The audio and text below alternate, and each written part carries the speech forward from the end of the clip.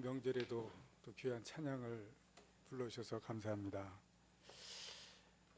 존조라는 한국계 할리우드 배우가 있습니다. 한국 이름으로 조요한이라고 하는데, 이 존조라고 하는 한국계 배우가 주연을 하고 또 다른 한국계 미국 영화 배우들도 주연급으로 활약을 한 그러한 영화가 있습니다. 여러 명이 한국계 배우들이 출연을 해서 화제가 되었고, 또 미국과 캐나다에서도 흥행 5위로서 좋은 그런 작품이 되어서 또 더욱 화제가 되었던 영화가 있습니다. 우리나라에서도 개봉 당시에 박스오피스 1위를 차지하고 250만 명 이상 관객들이 관람을 해서 또 화제가 되었을 뿐만이 아니라 독창적인 그런 촬영을 해서 많은 영화인들 뿐만이 아니라 또 관객들도 칭찬을 하고 또 호응을 했던 그런 영화입니다. 또 감독이 91년생입니다. 91년생이 이런 좋은 영화를 창작을 하고 또 촬영을 하고 감독을 했기 때문에 더욱더 화제가 되었던 그런 영화였습니다. 서치라고 하는 영화입니다. 아마 보신 분이 계실지도 모르겠는데, 많은 영화인들이 칭찬을 하고 또 관객들이 칭찬을 하고 또 놀라움을 보여줬던 영화입니다. 이 영화는 모든 장면이 스마트폰과 그리고 컴퓨터와 CCTV로만 화면에 나오는 그러한 영화입니다. 굉장히 독창적입니다. 새로운 형식적으로 연출이 되었습니다. 첫 장면은 파란 하늘날에 초록색 언덕이 비춰지는, 여러분들이 컴퓨터를 켜시면 첫 화면이 나오는 그러한 화면이 영화의 첫 장면입니다. 그리고 한 부부와 딸이 초등학교 입학하는 날로부터 시간대로 사진과 동영상이 계속해서 연속적으로 나오면서 그 가정의 어린아이의 첫 입학하는 장면부터 가정에 변화되어져 가는 것이 동영상과 사진만으로 계속해서 연속해서 나오게 됩니다. 그리고 젊은 엄마가 암 선고를 받다가 재발하는 과정, 그리고 가족을 완전히 떠나가는 그 장면까지 컴퓨터 화면에서만 마우스하고 커서만 움직이면서 빠르게 화면들이 지나갑니다. 예를 들면 달력에 엄마 태원이라고 하는 것이 달력에 나옵니다. 그 쓴 글자가 몇 번이나 미뤄지게 됩니다. 그리고 마지막에 컴퓨터 화면에서 휴지통으로 들어가는 장면이 나옵니다. 어느 날 딸이 아빠에게 영상통화를 남깁니다. 친구 집에서 스터디 모임이 있어서 늦어. 그것을 마지막으로 해서 마지막으로 아빠에게 남기면서 딸이 사라지고 맙니다. 아버지가 경찰에 딸의 가출 소식을 알립니다. 딸이 가출했다고 실종 신고를 하는데, 경찰은 실종 신고를 경찰에게 알리지만 딸이 아버지에게 이야기합니다. 단순 가출일지도 모른다. 단순 가출일지도 모르기 때문에 딸이 찾아보도록 한번 이야기를 나눕니다. 그러자 아버지가 이렇게 단호하게 외칩니다. 내 딸은 내가 알아요. 가출할 아이가 아닙니다. 그리고 그 다음 순간에 아버지가 자기 딸에 대해서 아무것도 아는 것이 없다는 것을 깨닫게 됩니다. 딸의 친구 이름, 딸의 전화번호, 딸의 친구들의 전화번호 하나도 아는 것이 없습니다. 믿는 것이라고는 남겨진 딸의 노트북, 컴퓨터 하나밖에 없습니다. 우리가 소위 말하는 소셜미디어, SNS, 딸의 트위터, 페이스북, 인스타그램, 그 노트북에서 그것을 하나하나 이제 찾아보기 시작합니다. 그리고 소셜미디어 속에 딸의 세계에 대해서 이제 조금씩 알아가기 시작합니다. 아이가 자기도 모르는 사이에 6개월 전에 피아노를 끊었다는 것을 알게 되었습니다. 그러면 매주 피아노 레슨으로 주었던 $100는 도대체 얘가 어디에 썼는가 알아내려고 합니다. 친구 집에서 공부한다던 그 마지막 날 밤에 얘가 어디에 있었는가 추적해 나가기 시작합니다. 아버지가 딸을 안다고 했지만 딸에 대해서 아무것도 알지 못했다는 것을 드디어 알기 시작합니다. 영화 속의 딸은 아빠에게는 고민을 말하지 않습니다. 현실 속 친구들도 별로 마음에 들지 않습니다. 대신에 스마트폰 속에서 친구들에게만 속마음을 털어놓았습니다. 소셜미디어 속을 통해서 알게 된 친구는 암 투병 중인 자기 엄마를 위해서 병원비를 대기 위해서 주 50시간 동안 아르바이트를 하게 됩니다. 나를 이해해 줄 완벽한 친구, 스마트폰 속의 친구뿐입니다.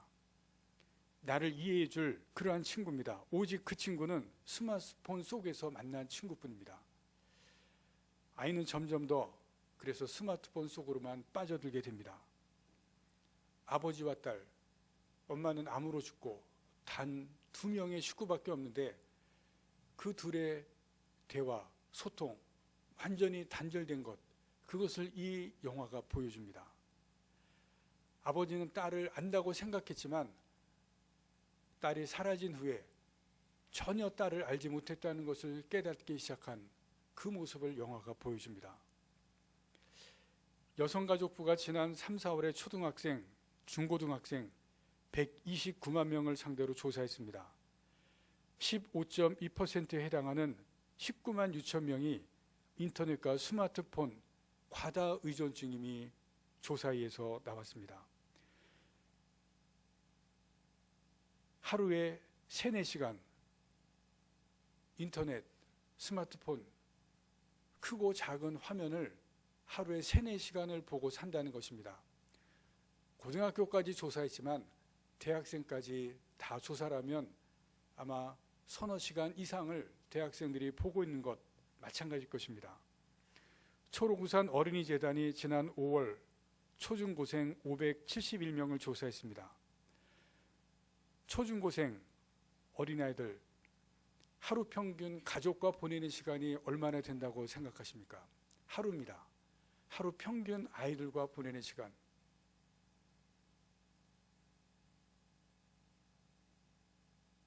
단 13분이었습니다. 단 13분. 별로 놀라지 않는 것 같네요. 하루 24시간 중에 초중고생이 단 13분만을 가족과 같이 보낸다고 조사가 나왔습니다. 올해입니다. 통계청에서도 조사를 했습니다. 학생 자녀들이 가족과 함께 생활하는 시간 2009년 하루 59분, 2014년 29분 반토막이 났습니다. 2009년에 그랬습니다. 올해 13분 또다시 반토막이 났습니다. 명절입니다. 네, 여러분 가족이 함께 만나겠다고 대이동을 시작했습니다. 이제 오늘 예배를 드리면 가시는 분도 또 만나기 위해서 가시는 분도 계실 것입니다. 못 만났던 어른분들을 찾아뵙고 인사를 드리고 또 조상들에게도 인사를 할 것입니다. 우리나라는 가족에 대해서 많이 생각한다고 이야기를 하고 있습니다. 그렇게 생각을 하고 있습니다. 그런데 현재의 실상은 여러분 말씀드린 것처럼 그렇지가 않습니다. 서치라는 영화 여러 가지를 생각하게 합니다. 그 영화에서 다루고 있는 주제는 소셜미디어, 흔히 말하는 SNS입니다. 근데 이 영화가 아주 높이 평가를 받는 것은 장점과 단점을 다 다루고 있기 때문에 그렇습니다. 단점만 이야기하지 않기 때문에 큰 호응을 얻었습니다. 이 SNS를 통해서 마지막 결말을 보면 딸을 결국은 찾습니다. 딸을 찾는 것은 말씀드린 것처럼 사람들의 얼굴이 직접 나오지 않습니다. 스마트폰, 컴퓨터, CCTV만을 통해서 영화가 계속해서 이어져 나갑니다. 그런데 결국은 노트북을 통해서 딸을 찾습니다. 컴퓨터를 통해서 결국은 딸을 찾아냅니다. 이 소셜 미디어라는 것을 이것을 통해서 결국은 딸을 찾아내게 됩니다. 장점입니다. 그러나 여기에서 말하는 것은 인터넷과 스마트폰에 빠져드는 자녀의 문제를 다루고 있습니다. 자녀와의 소통이 단절되어 가는 가정을 적나라하게 보여줍니다. 그러나 이 영화에서 제가 충격을 받은 것이 있습니다. 이 영화에서 설정한 가정이 한국 가정입니다. 주연급의 사람들이 다 한국 사람입니다. 모두 영어를 사용하지만 한국 사람들인데 여러분, 왜 한국 가정을 설정했을까요? 설명은 없지만 미국에서 동양인들은 가정적이라는 인식이 있습니다. 가정 중심이라는 인식이 미국 사람들에게 다 있습니다. 동양의 한국 가정에서 출발했습니다. 그런데 속을 양파 까듯이 까보았는데 전혀 아니라는 것입니다. 아버지와 딸, 단 둘만이 살았는데 소통이 완전히 단절됐고 소통이 부재하는 가정인 것을 이 영화를 통해서 보여주고 있습니다. 아버지가 딸을 하나도 모르고 있는 현실, 하나도 알지 못하고 있는 현실을 적나라하게 보여줍니다. 영화를 보면서 미국에 있는 한국 가정이지만 한국의 현실을 그대로 보여주는 것 같은 것, 우리의 가정을 그대로 보여준 것 같은 것을 보았습니다. 추석 명절이라 우리가 이제 가족들이 모입니다. 우리의 현실은 가정이 무너져 있는 현실입니다. 이혼을 말하고 있는 것이 아닙니다. 가정다운 가정, 가족다운 가족, 여러분 이것이 지금 무너져 가고 있습니다. 오늘 본문을 보시면 모세와 그 가족이 다시 만나는 것을 우리에게 보여주는 장면이 나옵니다. 모세의 장인인 이드로가 헤어졌던 모세의 아내 그리고 두 아들 데리고 와서 만나게 하는 장면이 오늘 본문 말씀에 보여집니다. 모세가 하나님의 사명을 받고 다시 애굽으로 돌아가는 과정에서 어떤 사건을 통해서 자기 아내와 자기 아들들을 처갓집에 다시 돌려보냅니다. 그리고 애굽에는 자기 혼자 돌아갔습니다. 거기에서 가족들과 헤어졌습니다.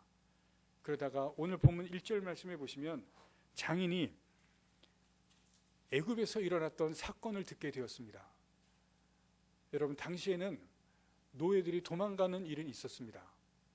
혼자 도망가거나 가족들이 도망가거나 아니면은 군인들이 잡혀서 노예가 되었고 또 범죄 집단들이 잡혀서 범죄자들이 노예가 되는 일들이 있었습니다. 군인들이 도망가거나 아니면 범죄자들이 도망가는 일이 있었는데 여러분, 그 당시에 노예 민족 전체가 200몇 명이나 되는 민족 전체가 노예가 탈출하는 일은 없었습니다. 이스라엘 노예 전체가 그것도 그 당시에 최강대국인 애굽에서 탈출했다는 이것은 있을 수가 없는 일입니다. 그런데 이 사건을, 이 놀라운 일을 그 당시의 주변국들이 다 듣고 놀랐습니다. 있을 수 없는 일이 일어났기 때문에 주변에 있는 나라들이 다 듣고 놀랐습니다. 이 소식이 장인 이드로에게도 들렸습니다. 그래서 이드로가 자기 딸과 그리고 외손자들을 데리고 모세를 찾아 떠나고 오늘 만나는 장면입니다. 헤어졌던 가족이 다시 만납니다. 오늘의 말씀을 통해서 우리의 가족들은 어떤 가족이 되어야 될까? 우리 추석 명절을 맞으면서 우리가 함께 생각해 보고자 합니다. 첫째는 하나 되는 가족입니다. 하나님께서 사람들에게 결혼이라는 제도를 허락하셨습니다. 아담과 하와를 만드시고 한 가정을 이루게 하시는데 창세기 2장 24절에 하나님께서 가정을 이루게 하시면서 말씀하시는 귀한 말씀이 있습니다. 창세기 2장 24절 말씀입니다. 이러므로 남자가 부모를 떠나 그의 아내와 합하여 둘이 한 몸을 이룰지로다 말씀합니다. 이 말씀은 하나님께서 양쪽에 대해서 하시는 말씀이 있습니다. 먼저 남자에 대해서 하시는 말씀이지만 남자를 대표적으로 결혼하는 남자와 여자 양 둘에게 다 말씀하십니다. 남자와 여자, 결혼하는 신랑 신부 하나님께서 말씀하시는 것은 독립입니다. 남자 여자 부모를 떠나라고 말씀하십니다. 부모를 떠나서 둘이 합하여서 한 몸을 이루라. 먼저 결혼하는 두 사람에게 부모를 떠나라고 하는 것은 독립을 말합니다. 독립하라는 것입니다. 어떤 독립이냐면 정신적으로, 육체적으로, 경제적으로 독립하라는 것을 말씀합니다. 그런데 우리 한국에서는 이것을 잘 못하는 것을 볼 수가 있습니다. 여러분, 결혼하면 결혼하는 남자나 여자나 부모에게서 독립하라고 하나님께서 분명하게 말씀합니다. 그런데 그 독립은 세 가지입니다. 정신적으로 독립해야 되고, 육체적으로 독립해야 되고, 경제적으로 독립해야 됩니다. 결혼한 남자 여자에게 하나님께서 분명히 말씀하십니다. 부모를 떠나, 부모를 분명하게 떠나야 됩니다. 그런데 남자에게 지금 말씀하신 것이 아니라 이것은 또 부모에게도 말씀합니다. 부모에게도 자녀를 떠나보내라는 것입니다. 독립시키라는 것입니다. 마찬가지입니다. 경제적으로, 육체적으로, 물질적으로, 정신적으로 하나님께서 떠나보내라고 말씀하십니다. 결혼하는 자녀들이나 또 결혼시키는 부모나 이 부분에서 한국에서 잘 못하는 것을 보게 됩니다. 그러나 분명히 말씀하신 것을 분명하게 하나님의 말씀을 잘 새겨 들으셔야 됩니다. 결혼하는 자녀들도 또 결혼시키는 부모들도 정신적으로, 육체적으로, 그리고 물질적으로, 경제적으로 독립시키고 독립하셔야 됩니다. 그래야 결혼하는 자녀들은 하나가 될 수 있습니다. 그리고 행복하게 살 수가 있다는 것을 잘 아셔야 됩니다. 그리고 결혼한 자녀들은, 결혼한 사람들은 결혼해서 낳은 자녀들 같이 하나가 되어야 됩니다. 하나가 됐든 둘이 됐든 자녀가 독립하기 전까지 하나를 이루어야 됩니다. 오늘 본문에 보시면 모세장인 이드로가 떨어진 아내와 떨어진 자녀들을 데리고 와서 하나를 만들게 하시는 것을 볼 수가 있습니다. 모세가 어떤 사건인지 뒤에서 말씀드리겠지만 그 사건으로 인해서 떨어지겠지만, 떨어져 살았지만 이제는 다시 만나서 하나가 되게 하시는 것을 볼 수가 있습니다. 그래서 이제부터 모세의 가족은 하나가 되어서 살게 되는 것을, 하나가 되어서 광야지만 살기 어려운 장소지만 그러나 하나가 되어서 살게 하시는 것을 볼 수가 있습니다. 가족은 하나로 살아야 됩니다. 하나가 되어야 됩니다. 하나님의 말씀입니다. 그러나 여러분 아실 것은, 또 여러분도 아시겠지만 한 지붕에 살고 있다고 하나가 되는 것은 아닙니다. 같이 살고 있다고 하나가 되는 것은 아닙니다. 두 번째입니다. 가족이 서로 소통해야 됩니다. 서치 영화에서 아주 중요한 것을 말해주는 것이 있습니다. 아버지가 딸이 남겨놓은 노트북을 통해서 딸을 알아가기 시작합니다. 여러분, 컴퓨터는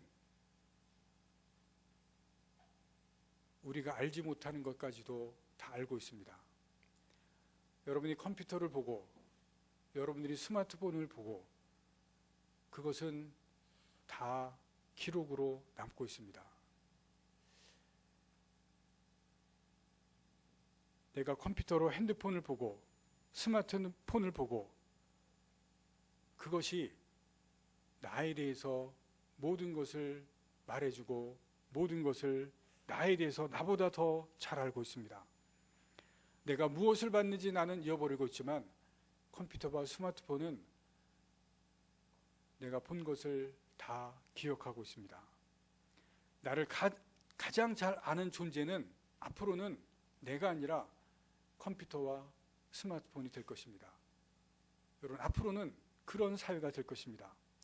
지난주 정부에서 9.13 부동산 대책을 마련했습니다.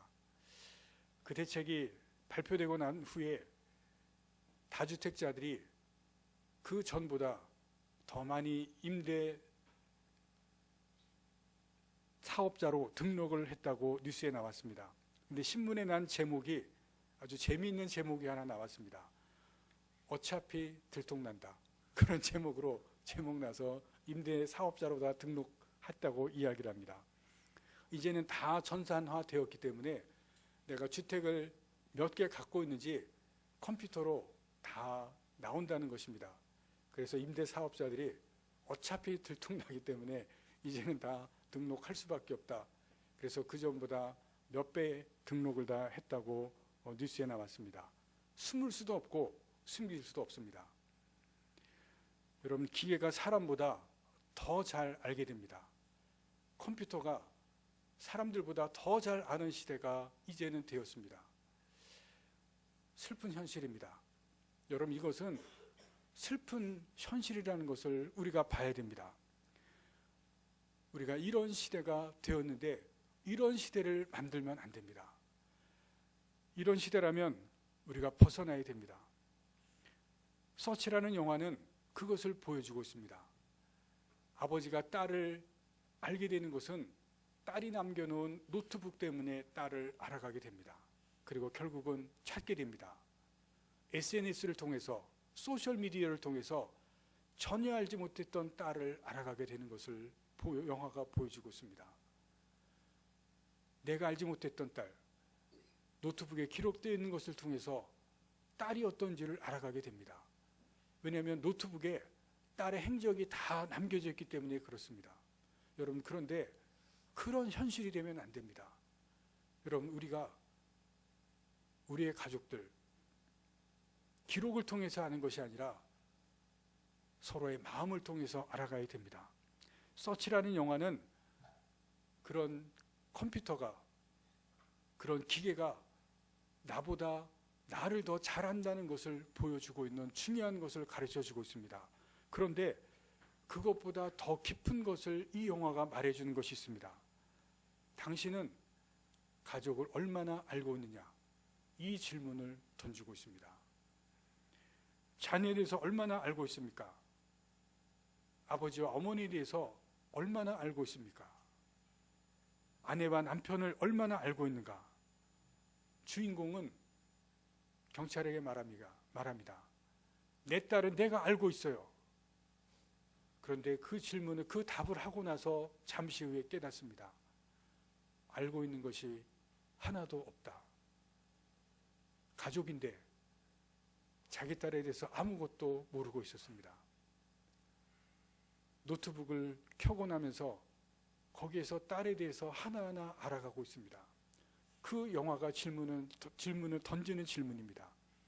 당신은 자녀에 대해서 얼마나 알고 있습니까? 통계에서 보여주는 현실입니다. 자녀들이 가족과 같이 있는 시간 13분. 여러분, 자녀에 대해서 알 수 있는 시간이 없습니다. 소통의 부재의 현실이 오늘 한국의 현실이라는 것을 보여주고 있습니다. 여러분, 자녀에 대해서 얼마나 알고 있습니까? 아버지와 어머니에 대해서 얼마나 알고 있습니까? 그 영화가 던져주는 질문입니다. 그 가정에 설정된 그 가정이 한국 가정입니다. 한국 가정의 현실이라는 것을 보여주고 있습니다. 하나님께서 남편을 집의 가장으로 세우셨습니다. 그리고 가장에게 권위를 주셨습니다. 그러나 그 권위가 일방적인 권위가 되어서는 안 됩니다. 내 주장만 하는 권위는 지금 이 시대에서는 진정한 권위가 될 수가 없습니다. 내 주장만 하고 내 방식만 고집할 때 가족들이 마음을 닫습니다. 아버지나 어머니 다 마찬가지입니다. 자식도 마찬가지입니다. 내 주장만 하고 내 방식만 고집할 때 마음이 닫혀집니다. 소통이 부재합니다. 대화가 없어집니다. 그 영화가 그것을 보여줍니다. 소통이 막힌 가정, 무엇이 문제인가? 그것을 파고들었습니다. 한국 가정, 가정적이고 가정 중심이고 가정을 소중히 여기는 문화라고 생각했습니다. 그러나 그 문화, 그 전제, 그 인식, 영화가 철저히 깨트려버리고 말았습니다. 지금 시대가 바뀌었습니다. 서로의 마음을 열어야 하는 시대입니다. 예전에는 볼거리가 많았고 보는 것이 제한이 되었습니다. 볼 수 있는 것 한정이 되어 있었습니다. 볼 수 있는 사람들도 주위에 있는 사람들밖에 없었습니다. 그래서 예전에는 서로 소통했고 서로 마음이 열렸습니다. 그러나 지금은 보는 것이 많습니다. 그리고 지금은 보는 것이 스마트폰, 컴퓨터 무한하게 볼 수가 있습니다. 그래서 자녀들이 거기에 빠져듭니다. 가정에서 대화가 사라진다는 것을 보여주고 있습니다. 스마트폰을 통해서 관계의 폭은 넓혀졌지만 깊이는 얇아졌습니다. 깊이 있게 사귀지 못하기 때문에 마음이 넓혀지지를 못합니다. 가족은 그렇게 되면 안 되는 것을 말씀하고 있습니다. 여러분, 가족은 하나님께서 평생 맺어주신 관계입니다. 적어도 가족들은 누구보다 서로를 잘 알아야만 되는 것을 말씀하고 있습니다. 세 번째, 가족은 서로 도와주는 가정이 되어야 됩니다. 모세의 아내가 십보라입니다.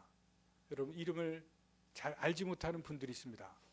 그리고 우리가 이 십보라가 어떤 사람인지 잘 알지를 못합니다. 그런데 십보라가 모세의 생명을 구해주는 장면이 성경에 나옵니다. 왜 모세와 모세의 가족이 헤어졌는지 출애굽기 4장에 나오게 됩니다. 출애굽기 4장에 보시면 모세가 사명을 받고 애굽으로 다시 돌아가는 장면이 나옵니다. 그리고 그때 한 숙소에 머물게 됩니다. 그 숙소에서 하나님께서 모세를 죽이려고 하는 장면이 나옵니다. 이유가 있습니다. 하나님께서 아브라함과 약속을 하실 때 아브라함의 후손들에게 하나님께서 택하신, 하나님께서 은혜를 주시는 그러한 후손들이라고 하는 것을 약속을 주시기 위해서 할례를 주게 됩니다.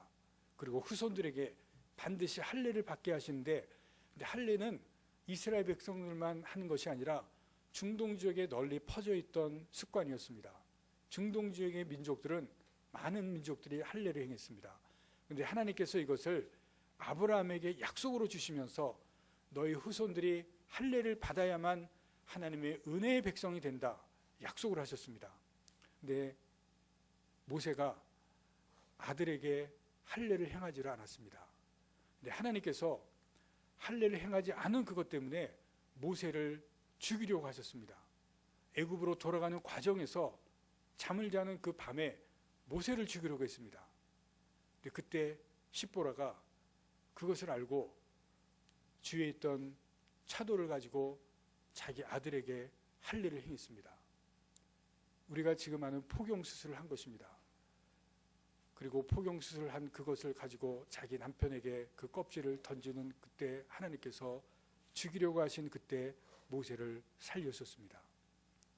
십보라를 통해서 하나님께서 모세의 생명을 구해주시는, 아내가 남편을 살려주는 그 일이 출애굽기 4장에 기록이 되어 있습니다.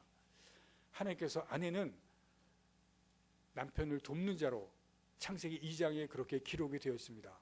돕는 배필이라고 기록이 되어 있습니다. 근데 십보라가 돕는 역할을 하면서 생명을 살리는 그러한 일을 하는 것을 우리가 출애굽기 4장에서 보실 수가 있습니다. 하나님께서 아내를 창조하실 때 돕는다고 하는 것은 단순히 옆에서 보조하는 역할이 아닙니다.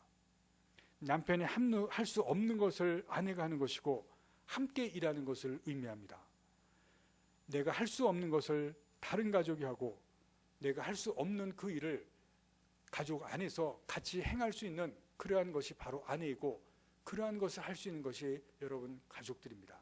여러분, 가족은 같이 도울 수 있는, 할 수 없는 것을 같이 할 때 여러분 칭찬해 주는 것이고, 같이 일을 하는 그러한 것이 바로 가족으로 하나님께서 만드신 것을 십보라를 통해서 볼 수가 있습니다. 오늘 본문에 보시면 12장까지 읽었는데 13절 이후에 보시면 장인인 이드로가 하는 일이 나옵니다. 모세와 함께 지내면서 모세가 어떤 일을 하는지 장인이 지켜봅니다. 근데 13절 이후에 보시면 모세가 재판을 하는데 하루 종일 혼자 재판을 합니다. 전체를 이끌어 나가는 지도자로 사람들이 계속해서 찾아오면서 재판을 하는데 혼자 재판을 합니다. 지치고 녹초가 됩니다. 그때 장인 이드로가 모세에게 한 가지 제안을 합니다. 너 혼자 그렇게 재판을 하고 지치고 녹초가 되는데 그러지 말고 이렇게 행하라. 그러면서 18장 21절 말씀에 이런 제안을 합니다. 21절 말씀을 함께 보겠습니다. 너는 또 온 백성 가운데서 능력 있는 사람들 곧 하나님을 두려워하며 진실하며 불의한 이익을 미워하는 자를 살펴서 백성 위에 세워 천부장과 백부장과 50부장과 10부장을 삼아라는 말씀이 나옵니다. 이어지는 말씀이 나오는데 이런 제안을 합니다. 너 혼자 재판하지 말고 천부장과 백부장과 50부장과 10부장을 세워서 일의 경중을 따져서 그 사람들에게 일을 맡기고 그리고 어려운 일, 힘든 일만 모세 네가 담당을 하라. 이렇게 제안을 합니다. 그리고 모세가 장인의 제안을 받아들이게 됩니다. 여러분, 이 제안을 통해서, 이 일을 받아들임을 통해서 이스라엘의 행정제도, 재판제도, 그리고 나아가서 군사제도가 만들어지게 됩니다. 모세는 이스라엘의 최고 리더입니다. 이스라엘에서 가장 모든 것을 다 다스리는 그러한 자리에 있는 사람입니다. 그리고 모세는 그러한 자리에 있을 뿐만이 아니라 하나님을 만나는 사람이고 하나님의 음성을 듣는 사람입니다. 모세의 장인이 이런 제안을 했을 때 이런 제안을 듣지 않을 수도 있었습니다. 근데 모세가 열린 마음을 가지고 장인이 제안했을 때 이 제안을 따르게 됩니다. 그리고 장인의 제안을 통해서 큰 도움을 받습니다. 행정제도와 사법제도와 그리고 나아가서 군사제도를 확립하게 되는 그런 이스라엘 백성들 가운데 사회제도 가운데 놀라운 것을 하게 됩니다. 모세의 장인은 모세에게 뿐만이 아니라 이스라엘 백성들에게 큰 도움을 준 것을 나중에 보게 됩니다. 아직은 군사가 확립되지 않고 그리고 전쟁에서 경험도 별로 없지만 이드로 장인을 통해서 큰 도움을 받고 그리고 이스라엘 백성들 가운데 큰 제도가 확립되어지는 것을 볼 수가 있습니다. 모세의 장인이 어른으로서 도움을 주고 큰 도움이 이스라엘 백성들과 모세에게 이루어지는 것을 볼 수가 있습니다. 모세의 아내도 그렇고 모세의 장인도 그렇고 도움을 주는 사람들인 것을 볼 수가 있습니다. 여러분, 가족들은 내가 하지 못하는 것, 또 나에게 필요한 것, 그것을 도움을 줄 때 그 가족은 힘이 되고 또 살아나고 또 내가 할 수 없는 것을 할 수 있는 그러한 가족이 되는 것을 우리가 오늘 18장에서 볼 수가 있습니다. 가족이 어떠한 가족이 되어야 될지 우리가 오늘 말씀을 통해서 함께 보았습니다. 하나가 되기 위해서 힘쓰고 서로의 마음을 알아가기 위해서 힘쓰고 서로 돕기 위해서 힘쓰는 그러한 가족이 될 수 있기를 바랍니다.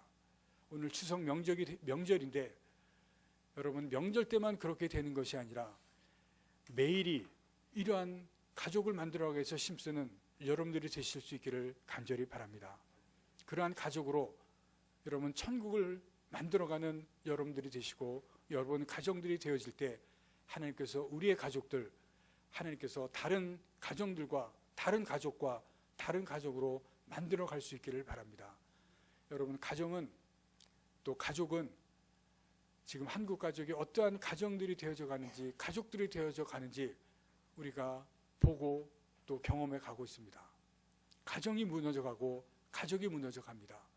오늘 말씀을 통해서 이 무너져 가는 가정들 가운데 하나님께서 가정을 지켜주시고 세워주시고 바르게 이루어져 가는 하나님이 기뻐하는 가정으로 세우셔서 하나님께서 지켜주시는 또 새롭게 되어져 가는 또 천국을 만들어가는 귀한 하나님의 사람들 될 수 있기를 간절히 바랍니다.